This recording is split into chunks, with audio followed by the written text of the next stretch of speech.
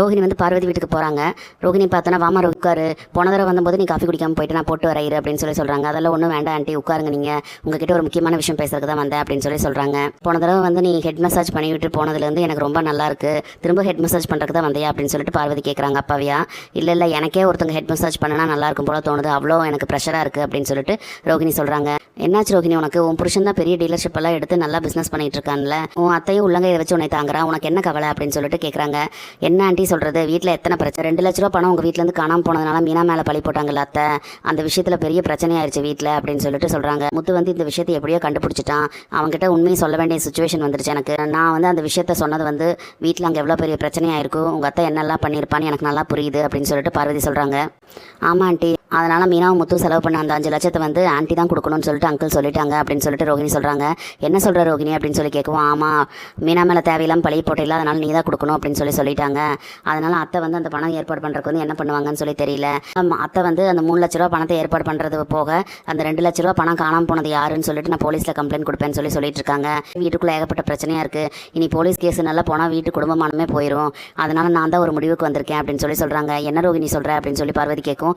அந்த 2 லட்ச ரூபா பணத்தை நான் இப்போ உங்களுக்கு கொடுக்குறேன், பணம் வந்து காணாமல் போகல, வீட்லேயே தான் அந்த கபோர்டில் சேலக்கடியில் இருந்தது, நான் சரியாக கவனிக்காமல் விட்டுட்டேன்னு சொல்லிட்டு அத்தைக்கிட்ட நீங்கள் ஃபோன் பண்ணி சொல்லி இந்த பணத்தை கொடுத்துருங்க அப்படின்னு சொல்லிட்டு ரோஹிணி சொல்கிறாங்க. அதை கேட்டோன்னே, என்னம்மா ரோஹிணி அதுக்கு வேண்டி நீ பணம் கொடுக்குறியா அப்படின்னு சொல்லி கேட்குறாங்க. வேறு என்ன பண்ணுறது ஆண்டி, குடும்பத்துக்குள்ளே பிரச்சனை இல்லாமல் இருக்கணும் அப்படின்னா யாராவது ஒருத்தர் தானே ஹெல்ப் பண்ணணும் அப்படின்னு சொல்லிட்டு நல்லவ வேஷம் போடுறாங்க. ரோஹிணி இந்த மாதிரி சொன்னோன்னா அப்பாவியே பார்வதின்ட்டு சரி அப்படின்னு சொல்லி அந்த பணத்தை வாங்கிக்கிறாங்க. நான் வந்து இந்த பணத்தை கொடுத்தேங்கிற விஷயம் யாருக்கு இனிமேல் தெரியவே கூடாது ஆண்டி, நீங்கள் பத்திரமா பார்த்துக்கோங்க அப்படின்னு சொல்லிட்டு ரோஹிணி அங்கேருந்து கிளம்பிடுறாங்க. கிளம்பி வீட்டுக்கு அவங்க போயிடுறாங்க. கொஞ்ச நேரம் கழிச்சு பார்வதி வந்து விஜயாக்கு கால் பண்ணுறாங்க. சொல்லு பார்வதி அப்படின்னு சொல்லிட்டு விஜயா கேட்குறாங்க. ஹாலில் எல்லாரும் உட்காந்துக்கிட்டு இருக்காங்க. விஜயா அந்த பணம் வந்து வீட்டில் தான் இருக்குது அப்படின்னு சொல்லிட்டு பார்வதி சொல்கிறாங்க. என்ன சொல்கிற பார்வதி அப்படின்னு சொல்லிட்டு விஜயா கேட்கவும், ஆமாம் அன்னைக்கு நான் சரியாக கவனிக்காமல் விட்டுட்டேன், துணிக்கடியிலே தான் இருந்திருக்குது, நான் இப்போ தான் பார்த்தேன் அப்படின்னு சொல்லிட்டு சொல்கிறாங்க. என்ன பார்வதி இந்த மாதிரி பண்ணிட்டேன், உன்னால் எத்தனை பிரச்சனை இங்கே அப்படின்னு சொல்லிட்டு பார்வதி கிட்ட கத்துறாங்க விஜயா. நான் சரியாக கவனிக்காமல் விட்டுட்டேன், எனக்கு பணம் அங்கே வச்ச இடத்துல இல்லைங்கிறதுனால எனக்கு டென்ஷன் ஆயிடுச்சு, அதனால தான் அந்த மாதிரி சொல்லிட்டு விஜயா அப்படின்னு சொல்லிட்டு சொல்கிறாங்க. சரி வெய் ஃபோனை அப்படின்னு சொல்லிட்டு கோவத்தில் வச்சிடறாங்க. இவங்க பேசுனதை கேட்டுட்டு இருந்தோன்னா அண்ணாமலை என்ன ஆச்சு விஜயா, பணம் கிடச்சிருச்சுன்னு ஏதோ சொல்லிக்கிட்டு இருக்கேன் அப்படின்னு சொல்லி கேட்கவும், ஆமாங்க நான் வந்து பார்வதி கிட்ட கொடுத்த பணம் வந்து அங்கே தான் இருக்காமா, சேலக்கடையில் ஏதோ இருந்திருக்குது, பார்வதி அன்னைக்கு சரியாக கவனிக்காமல் பார்த்துட்டு சொல்லிட்டா அப்படின்னு சொல்கிறாங்க. 2 பேரும் பார்த்து அங்கே சரியாக கவனிக்காமல் எடுத்தெடுப்பில் மீனா மேலே பழிய போட்டுட்டீங்க 2 பேரும் சேர்ந்து, அப்படி தானே அப்படின்னு சொல்லிட்டு அண்ணாமலை கத்துறாரு. ஏங்க அதான் முடிஞ்சு போச்சு, பணம் கொடுக்குறேன்னு சொல்லியாச்சு, சும்மா அதையே எதுக்கு பேசிகிட்டு இருக்கீங்க அப்படின்னு சொல்லிட்டு கத்துறாங்க. அதை எப்படி கத்தாமல் இருப்பாங்க, பணம் இருக்கா இல்லையான்னு முதல்ல ஒழுங்காக பார்த்துருக்கணும், அப்படியே காணாமல் போயிருந்தாலும் மீனா மேலே பழி போட்டதே பெரிய தப்பு, இத்தனையும் பண்ணிட்டு என்னன்னு சொல்லி கேட்குறீங்களா அப்படின்னு சொல்லிட்டு கேட்குறாங்க. எங்க விடுங்க அதுதான் பிரச்சனை முடிஞ்சிருச்சல அப்படின்னு சொல்லிட்டு மீனா சொல்லவும், நீ சும்மா மீனா அப்படின்னு சொல்லிட்டு முத்து வந்து கண்டபடி பேசுறாரு. உங்க பணத்தை கொண்டு போய் பார்வதி ஆண்டி வீட்டில் கொடுத்ததும் இல்லாமல் அவங்களே எதுக்கு நீங்கள் திட்டிட்டு இருக்கீங்க, அவங்க ஏதோ பதட்டத்தில் அந்த மாதிரி பேசிட்டாங்க அப்படின்னு சொல்லிட்டு முத்து வந்து பார்வதிக்கு சப்போர்ட்டாகவும் பேசுறாரு. எனக்கு தேவைதான் இதெல்லாம், கருமோ கண்டவங்க கட்டையில் பேச்சு வாங்க வேண்டியது இருக்குது அப்படின்னு சொல்லிட்டு விஜயா கோமா பேக் எடுத்துட்டு வெளியே போயிடுறாங்க.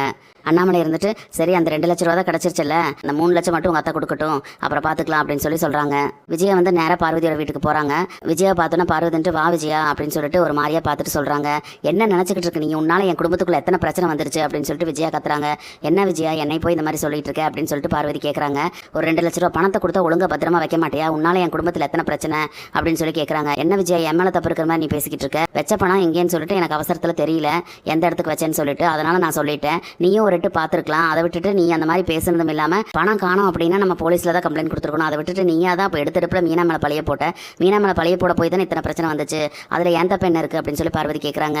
என்ன இருந்தாலும் உன்னால தான் இப்போ எனக்கு எல்லா பிரச்சனையுமே, உங்கள்கிட்ட போய் நான் பணத்தை கொடுத்தேன் பாரு, அதுக்கு பேசாமல் நானே வீட்டுக்கு கொண்டு போய் எங்காவது ஒழிச்சு வச்சிருந்துருக்கலாம் அப்படின்னு சொல்லி பேசுகிறாங்க.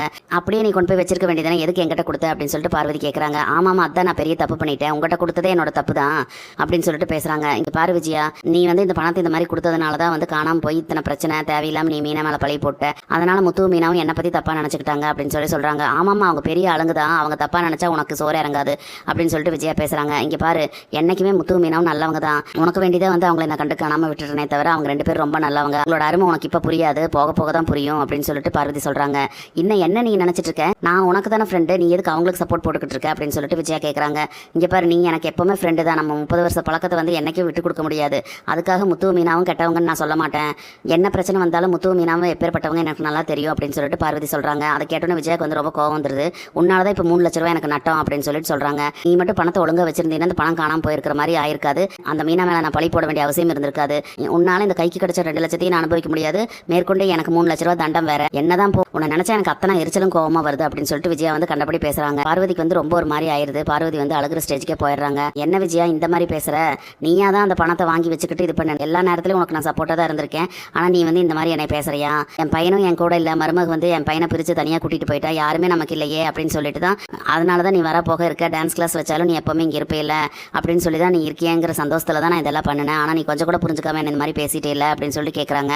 பார்வதி அந்த மாதிரி பேசணும்னா விஜயாக்கு ஒரு மாறா எது பேசாம அப்படியே இருக்காங்க. விஜயா வந்து சுயநலமாக தான் யோசிச்சு எல்லா வேலையுமே பண்ணிக்கிட்டு இருக்காங்க. ஆனா பார்வதி வந்து உண்மையான நட்புக்காக தான் இதெல்லாம் பண்றாங்க. சரி சரி, நான் ஏதோ கோவத்தில் பேசிட்டு எதுக்கு இந்த மாதிரி இது பண்ணிக்கிட்டு இருக்கேன் அப்படின்னு சொல்லிட்டு விஜயா கேட்குறாங்க.